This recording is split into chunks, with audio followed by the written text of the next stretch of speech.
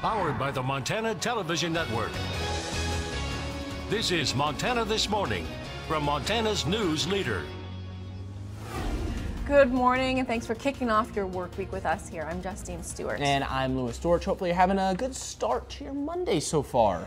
Yeah, it felt kind of nice last night to have it clear out a bit. We saw some photos people sent in different areas. I mean, amidst all the evacuations and all that, there was some silver lining anyway, at least with clearing. Yeah, I mean, it was like, there was the good news and the bad news with that front that moved through. Obviously, the bad news was the wind. You had the evacuations, and then with the good news, at least there was a little bit of rain, and that helped.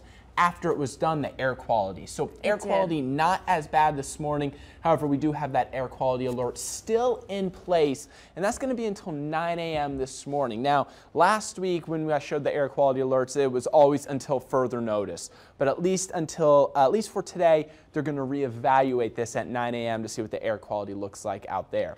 Now, as far as temperatures go, we're mostly in the 50s this morning. 48 in Butte, 51 Missoula, 53 in Kalispell, 50 Great Falls. We're at 50 in Cut Bank. So here's your forecast headlines. Scattered showers, a few showers still possible this afternoon, but like I mentioned, for the most part, everything we saw yesterday has moved out. Cooler temperatures to start this week. That's going to be really nice. And then we're going to see slow warming trend, warmer and dry this week, but not nearly as hot as what we have been seeing. And we'll talk more about that here in a few minutes. Active fire conditions changed quickly Sunday, causing the Missoula County Sheriff's Office to place about 300 homes in the path of that Lolo peak fire under evacuation warnings and orders. Some good news, though, those conditions did improve with some rainfall, increasing humidities in the air, and lighter winds than expected. The Lolo peak fire has now burned almost 10,000 acres, adding almost 2,000 acres since Friday. That fire approaching containment lines now, but it's still 0% contained at this time. The latest evacuation warnings include Fort Fizzle to Balsam Route Road on both sides of Highway 12. Portions of Mormon Creek Road past and including Van Drive are also under evacuation warnings at this time. Residents in this area may be required to immediately evacuate in the future. Mandatory evacuation orders are in place for about 160 homes on both the north and south sides of Highway 12, starting at mile marker 20 in the Bear Creek area and extending to Fort Fizzle. U.S. Highway 12 is closed between milepost 20 and 30 west of Lolo. A means alert was also issued saying Highway 12 is also closed from Graves Creek to the intersection with Roper's Lounge until evacuation orders have been lifted. Travelers are advised to use an alternative route. The extreme weather at the Lolo Peak Fire did prompt authorities to order an immediate evacuation to residents living alongside a section of Highway 12 west of Lolo.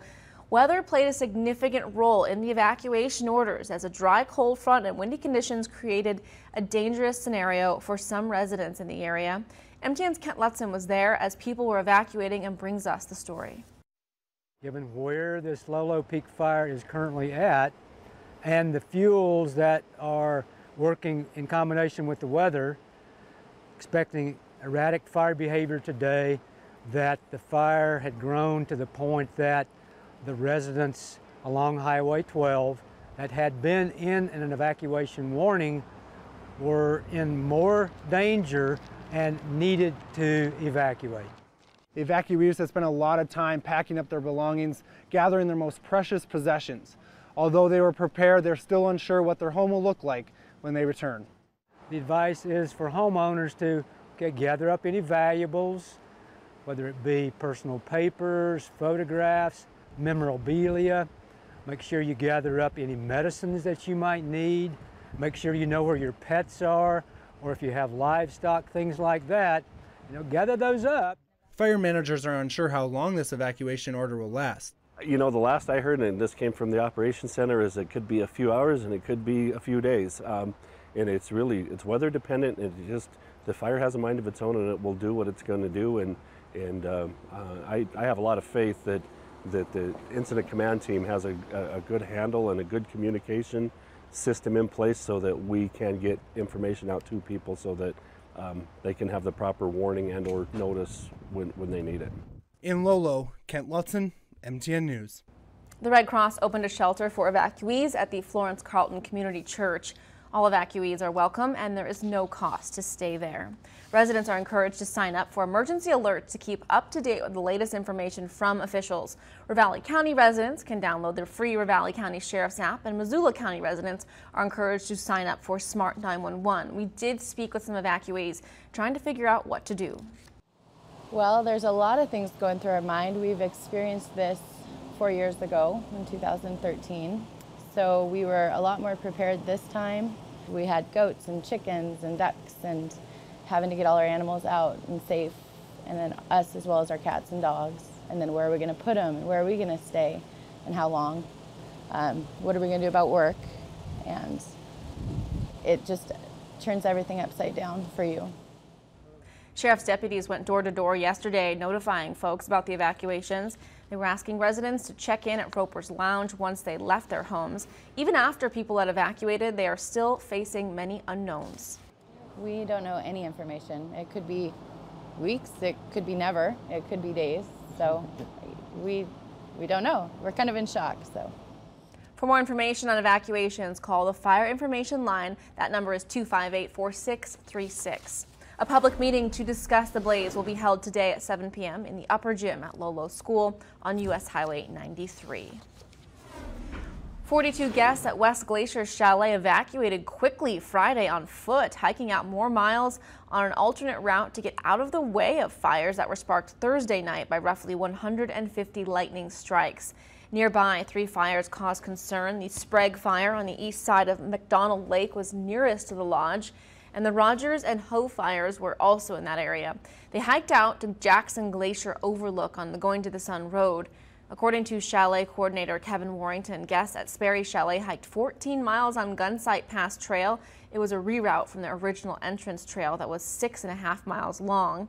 They received an evacuation notice Friday morning from the National Park Service and initiated the hike. 3 people were airlifted from the site by helicopter. Sperry Chalet remains closed, but they do hope to reopen before the end of the summer season. A new fire in northwest Montana has quickly grown to over 1,000 acres in the past 24 hours. The Tamarack fire in remote terrain between Kalispell and Libby started by lightning during a storm Friday night. It was first detected early Saturday morning and is currently under the command of the Libby unit of the Montana Department of Natural Resources and Conservation. Officials say no structures are being threatened by the fire. A Type 2 team has been ordered and will take over command of that fire this morning. You can find reports on all of our fires burning in western Montana on our website. We'll continue to track all the details and critical information you need with our Fire Watch coverage on air and online, and with our Facebook and Twitter feeds in the KPAX mobile app. Although the Lodgepole Complex fire near Jordan has been contained and is no longer a threat, there are still many ranchers who are struggling to feed their livestock as a result of that fire. Ranchers from the Columbia Falls area and Bonners Ferry, Idaho, passed through Great Falls on their way to donate hay to ranchers who need it. 7 trucks with around 125 tons of hay made that trip. Donation coordinators say they had a good harvest this year and wanted to help. You can't help but feel for people who are losing their entire livelihood and the ability to care for their families, and anything we can do. This is a drop in the tiniest drop in the bucket, but at least it's a drop. All the hay, semis, gas, and drivers' time was donated. Coordinators say the donation came from family-owned ranches and farms. I'm going to send on over to Lewis now this morning. He's got your forecast. All right, thank you, Justine. Good morning, everyone. Let's take a look at some pictures that were sent in to us over the weekend. This was sent in to us by Cindy up near Whitefish Lake. Fantastic picture right here. Love this nice little purple flowers. You have the lake there in the black background. So, Cindy, thank you for that. And then how about the sunset last night up there in Polson Bay? Sent in to us by Terry. Beautiful, absolutely beautiful sunset here. One thing I noticed from this picture is it seems like for the first time in a while, it's not one of those very smoky sunsets. You have these rain clouds, which is creating these nice orange colors, but it's not that thick smoke. So air quality was actually a little better yesterday, and it's a little better this morning as well. Now, as far as your temperatures go, here's your 24-hour temperature change. Much cooler in western Montana than where we were yesterday at this time. Eastern Montana a little bit warmer, and that's because we have the center of the low pressure system right here. The cold front is bringing in the cooler temperatures. On the front side of this warm front, you have on the low pressure system, you have a warm front. So warmer temperatures off here to the east, a little bit cooler off here to the west. Here's your hour-by-hour forecast for Missoula today. We're going to go with 54 by around 8 a.m., 63 by 10 o'clock, and then highs only in the 70s for today. So cooler temperatures remaining around. We're going to see mostly to partly cloudy skies with slow clearing, mostly sunny by late afternoon at around that 4 p.m. time. Kalispell 56 by 8 a.m. We're going to see mostly cloudy to partly cloudy skies throughout the day and about a 20% chance of an isolated rain shower developing. But like I've been talking about, for the most part, all the rain that we saw yesterday has now moved out.